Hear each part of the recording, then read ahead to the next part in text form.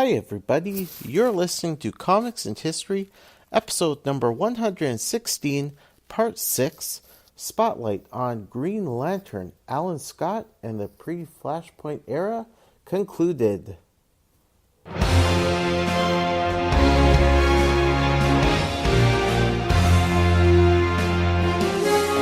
to the show.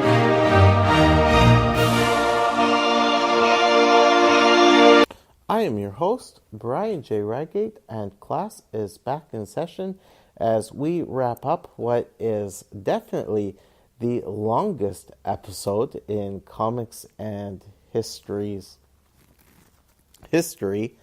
I thank you all for indulging me in this extended look at Alan Scott's career, focused on the time period 1999 through mid-2011. As I record this final piece of our look at Alan Scott during the pre-Flashpoint era, it hits me that things didn't go too great for Alan during this time. He was, as ever, a very stoic, very proud hero. But my goodness, he faced some really difficult times in his final years. And so certainly I'm hoping that Mr. Scott will get his just rewards in the rebirth era, and that we'll get to see an Alan Scott who gets to enjoy a lesser share of difficult moments in his ongoing career. And again, at this point, I mean, this is all idle speculation on my part that we will see the original classic Alan Scott return. But I'll talk more about that perhaps later on near the end of this episode.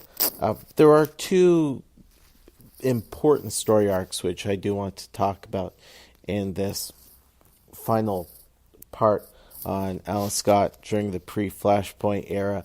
And so that I don't end this look on a downer note, I do want to talk about one of my favorite Alan Scott stories that was published during this time period.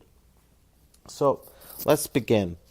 And we're going to start off by looking at the Dark Things. And some of you at home or listening to this on the way to work or to school may already be groaning at hearing the title, The Dark Things. And yes, it's not a storyline which I particularly enjoyed, and that wasn't because I took issue with Alan's portrayal or his role in the story.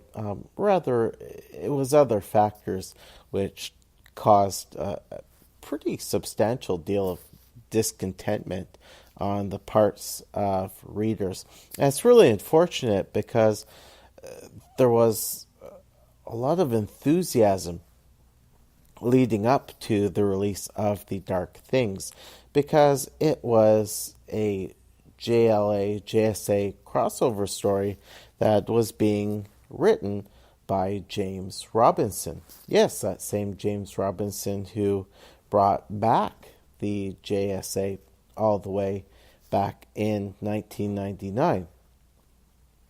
And the feeling was that Mr. Robinson, as somebody who had such a great knowledge and love for the Golden Age characters, would do an incredible job in producing this epic crossover story that featured a new look Justice League of America alongside the Justice Society of America.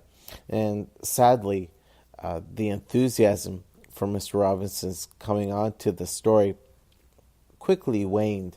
And what was really sad was that when the story came to a somewhat plodding conclusion, there were a lot of readers who said, "Oh, thank goodness." So just to provide a little bit of background info on what was going on, Mr. Robinson was brought in as the new scribe on Justice League of America. He came on board at the time of Blackest Night, and fans weren't really all that pleased with the Blackest Night tie-in story, which he wrote for Justice League of America. But people were willing to cut him a fair amount of slack because the traditional JLA roster was pretty well depleted by this time, with the main JLAers being taken in different directions. So Mr. Robinson was put in the position of writing a story that had a really ragtag group of JLAers from previous incarnations of the League. But then there was a lot of excitement when the new lineup post Blackest Night, Circa Brightest Day, was announced. And it looked like it was going to be a lot of fun. There was going to be a lot of newness with people like Mon-El coming on board, Donna Troy taking Wonder Woman's spot. Dick Grayson was Batman at this time. So finally, after decades, Dick Grayson finally got to take up the reins of the Justice League of America. And there will be some quote-unquote old-timers coming along too. Hal Jordan was supposed to be back on the Justice League. Green Arrow was going to be there. The Flash, Barry Allen, as well as the blue skinned Starman. Congarilla was going to be there. This was going to be something totally different. And fans were really excited for what Mr. Robinson was going to do with Justice League of America in the Brightest Day period. But sadly, just as years before, Keith Giffen and J.M. DeMatteis were told that they were not allowed to include certain A-list characters in their Justice League. So too did Mr. Robinson find, as he was putting his league together and starting to write stories, that different characters who he had recruited were all of a sudden being taken away from him. Hal Jordan had to go somewhere else. Green Arrow had killed Prometheus. Barry Allen was in a very different space. At least with Giffen and DeMatteis, they hadn't written any stories yet featuring characters like Superman, Batman, Green Lantern.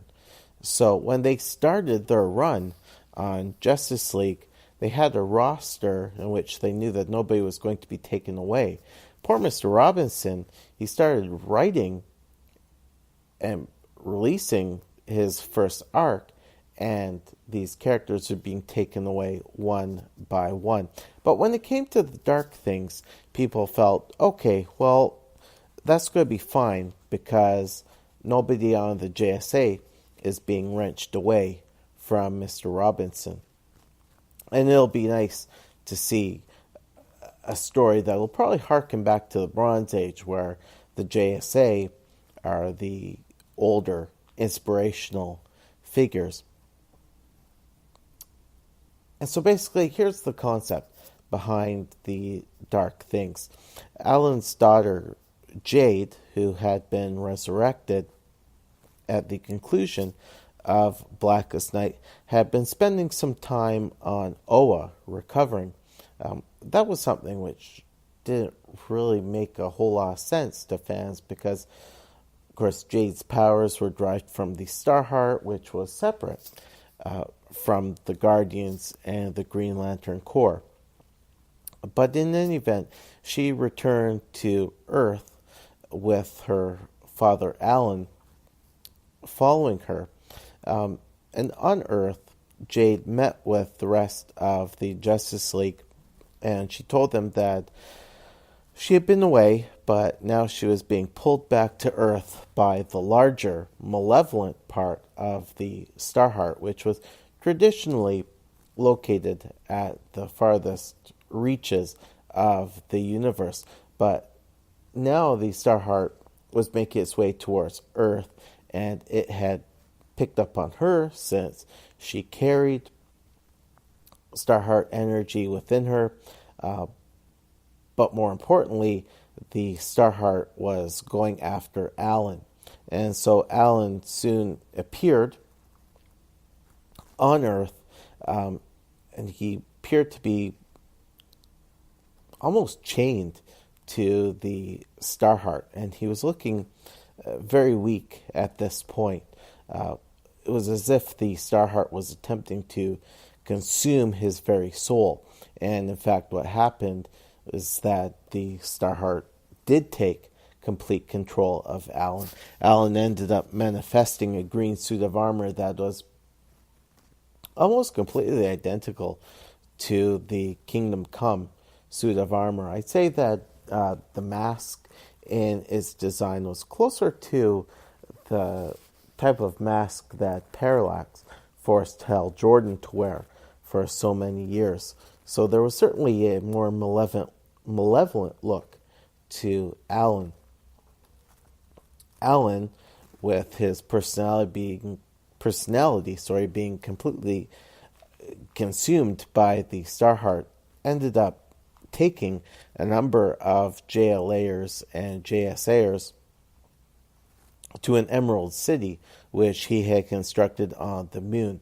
And here, the Starheart, having possessed Alan, proceeded to make his or its captives his playthings. And so over the course of the story, other members of the League and the Society became involved trying to rescue their captured comrades.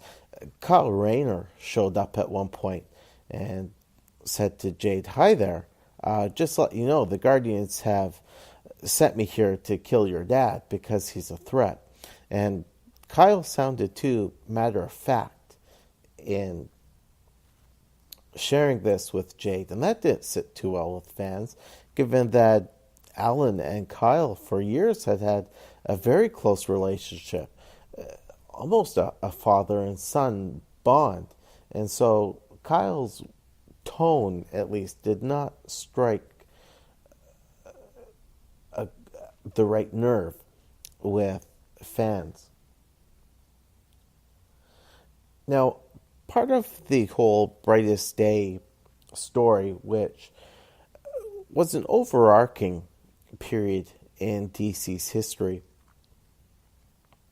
the concept was that there were these 12 heroes and villains who had been brought back to life, but they soon learned that their lives had not been completely restored.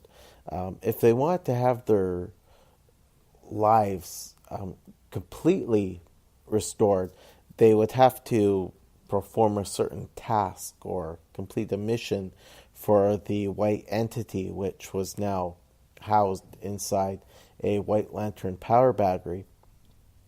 And so Jade's mission was to balance the light and the dark.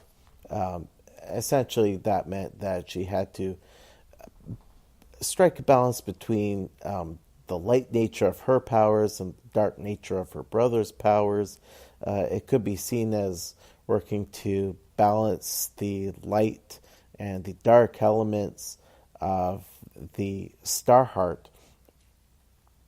And what really irked the fans was that at a seemingly random point in the Dark Things, the White Lantern entity reached out to Jade and said, "Congratulations, you have achieved your mission, life restored."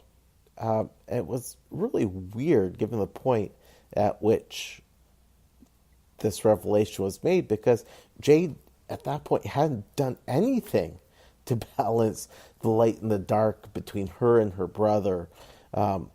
She was certainly nowhere close to helping save her dad and restoring his sanity. And so for a writer of Miss Robinson's caliber, there were a lot of fans saying, "What's the deal? Is this lazy writing? Is this really poor editing? What's going on here?" Basically, in the end,